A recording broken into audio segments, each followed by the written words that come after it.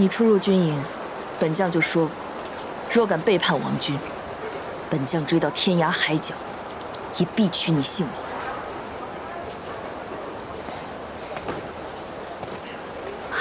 喊出来你就没命了。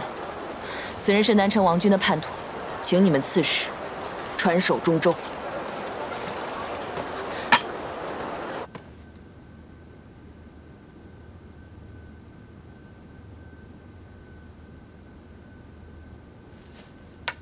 皇叔公，不会写啊？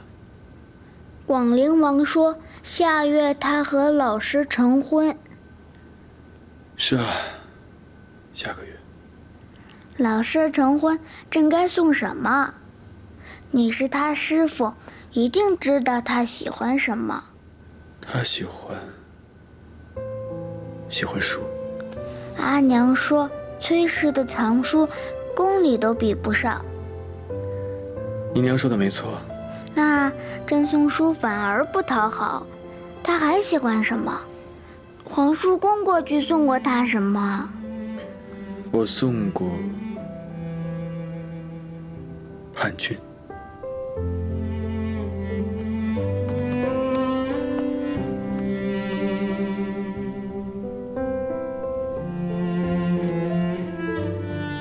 姑娘看了整晚，很重要吗？很重要。这是我师父每次打了胜仗收缴的叛军用印。做什么？我家乡就在西面，被南城王军救下的。姑娘多讲讲小南城王吧。是啊，是啊。好啊。你家乡在哪儿？青城。 青城，那可是王军用时最长的一次攻守战。那时候我还小，娘说要是没有南城王军，我们就被屠城了。我那时候也小，也是听师兄讲的。青城被困后，我师父率1万骑兵，日夜不停增援，而敌军却有13万。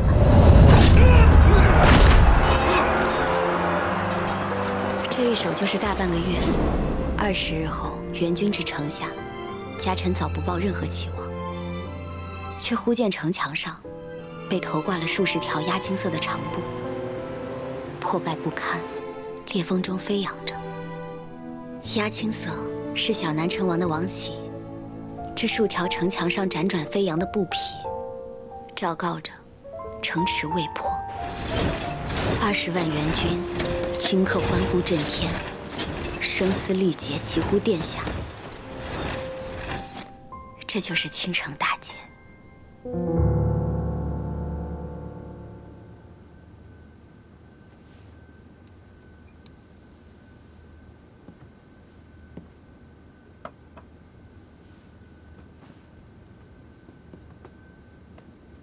接着说。还想知道什么？老师从王府出师。 哭了吗？没哭吗？哭了，只是他喜欢一个人偷偷的哭，我没有亲眼看到。哦。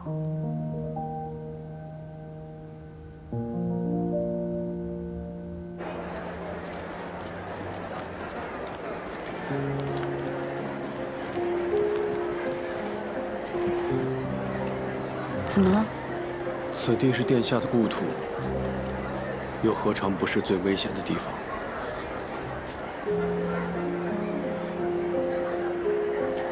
入城吧。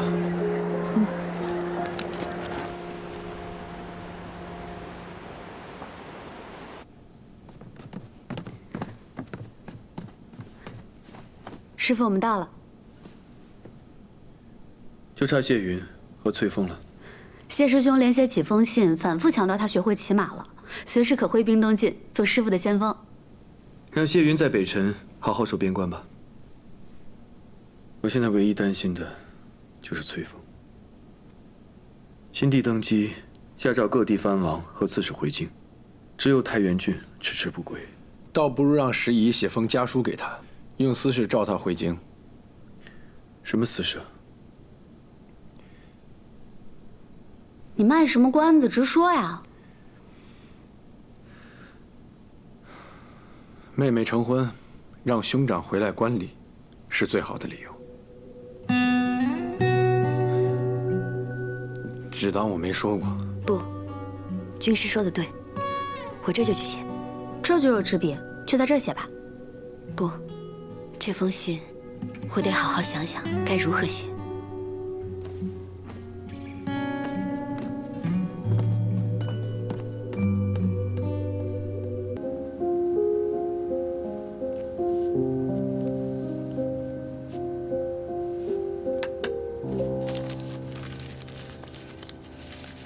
你所谓细想，就想出这6个字。言多必失，这6个字，哥哥看得懂。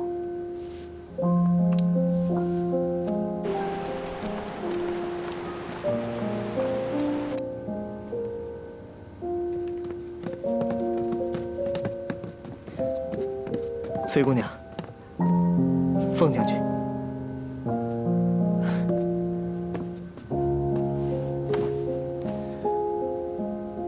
这是殿下特地为姑娘准备的。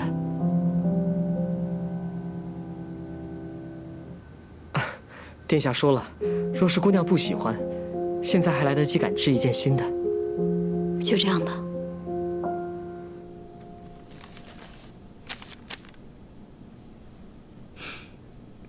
刺史方才还眉头紧皱，为何忽然笑了？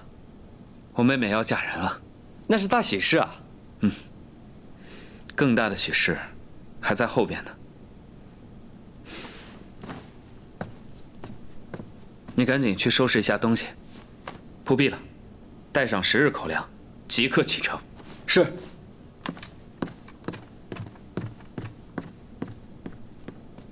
以哥哥的聪慧，定能猜到这是讨伐太原军的讯息。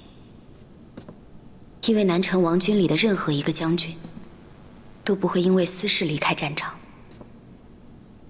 太原军是哥哥的战场，而现在，王军以擂鼓3声召他回营了。天子年幼，其生父难当大任，而小南城王又无意摄政。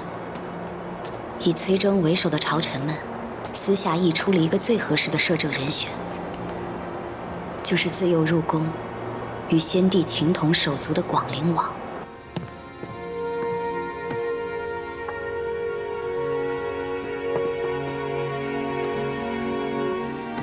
崔氏和日后摄政王之间的联姻，成了坊间朝堂乃至各世家最在意的事。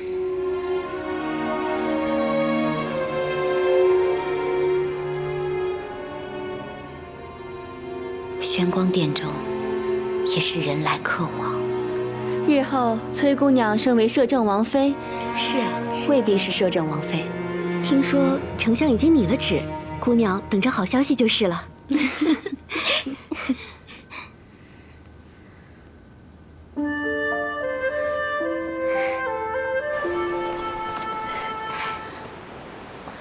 师姐终于回来了，师父说你去了南萧，我的心就始终提着。紧赶慢赶，赶在你大婚之前赶到了，否则师姐会终身遗憾的。师父说了，让我今夜陪你。我今夜要驻守军营，就不能陪你了。家国事要紧。末将见过崔三娘子，见过各位夫人，见过各位夫人。这2位是南城王军的大将军，为我北辰平定中原，征战数10年。我听闻南城王麾下有一位姓凤的女将军，平定西部之乱，立下大功，自外族手中救下汉人妇孺幼子上千。就是这位将军。谢将军护我疆土，救民于水火。夫人言重了。阿娘，我今夜想和师姐一起。好，那我就先出宫了。谢阿娘。11是崔家人，出嫁应当由崔府家出，就让他留在宣光殿。至于礼，我们就是用礼和仪绑他入宫。难道他出嫁前夜还不能遂了他的心愿吗？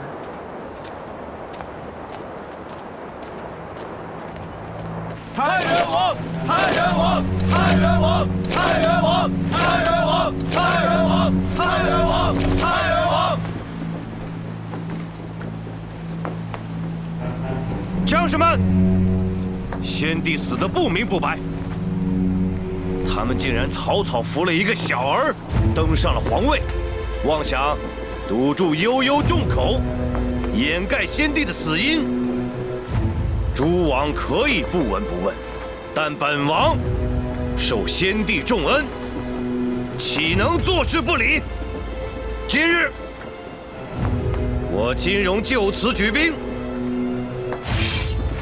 为先帝，为这世间道义。为先帝，为先帝，为先帝，为先帝，为先帝，为先帝，为先帝。算起来，我穿盔甲的日子可比穿女装的时候多多了。师姐穿女装也好看。哎，今晚太极殿有人吗？有吧。那算了。你想去？可是以我的接品没法去。可我又想，我来都来了，我这次不去，估计以后都没有机会了。那我们现在就去。这不妥吧？不论接品，倘若你是留在宫中陪我的家人，有何不可？走啦。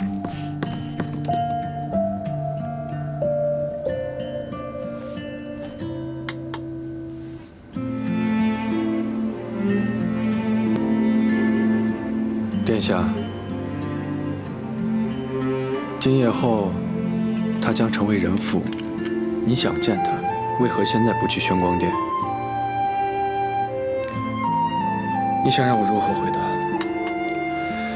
说心里话，你从未说过，对谁都没有。心里话，心里话不是应该原封不动压在心里吗？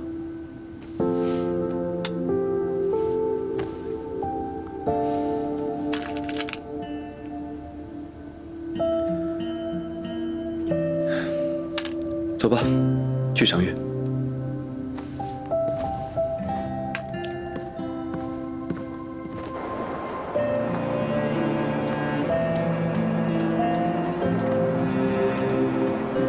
为北辰守将10余载，这还是我第一次站在太极殿前。哎，那是广陵王妃，拦她，你不要命了？可不拦着会被骂吧？3更玄夜，宫里还有3更巡夜的规矩吗？我也不熟，没事，我们可以偷偷进去。凤将军，拿出你的将军气势来。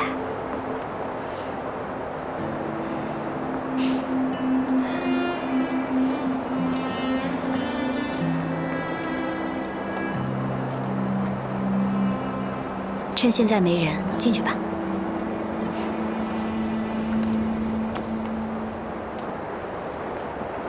你不进去吗？以后我就要被困在这里，再也出不去了。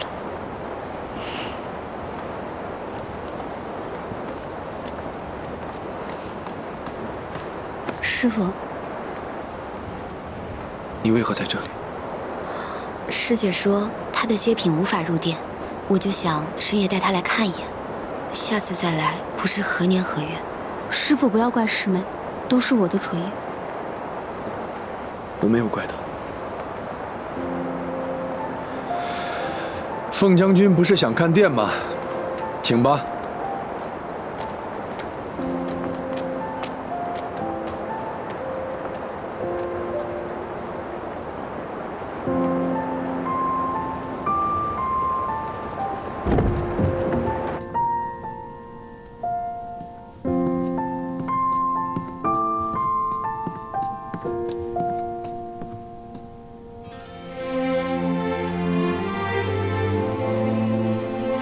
有点意思。这就是财富和实力的象征，是一个国家的权力之巅。有多少人梦寐以求这个地方，也是有多少人罔顾人情，用尽各种手段想靠近这个位置。怎么从你嘴里说出来，就变得这么轻微了呢？从前只是耳朵听，又没有用眼睛看，当然会心里惦记了。现在看见了，除了亮的谎言以外，也没啥稀奇的。言语需谨慎。我去找师妹了。再等一会儿。为何要再等一会儿？难得入殿，再多看一看吧。已经看过了。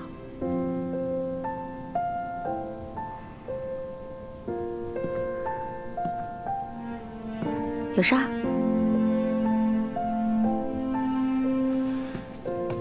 这太极殿的前世今生，你没听过吧？贫僧可以给你讲一讲。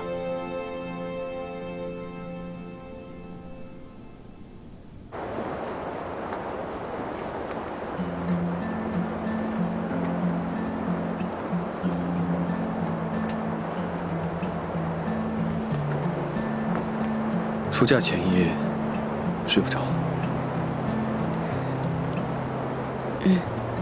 不知该如何做王妃。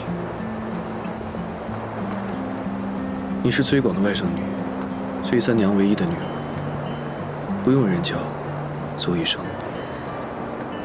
话虽如此，但还是怕辜负了娘的期待，也怕做错事，给南城王府惹麻烦。我们也算是你的娘家人了，不怕你惹麻烦，只怕你过得不如意。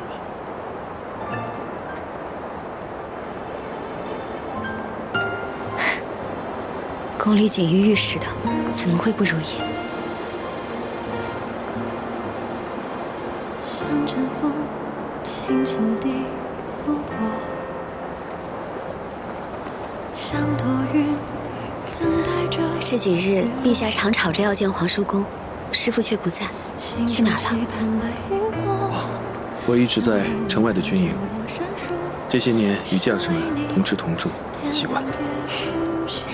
和在西周一样，王府不住，只喜欢在军营。一开始我还以为师父嫌弃我是个哑女，教起来麻烦，才有意躲开。怎么会呢？我身上常有伤，不回王府住，是因为怕你年纪小，吓着了。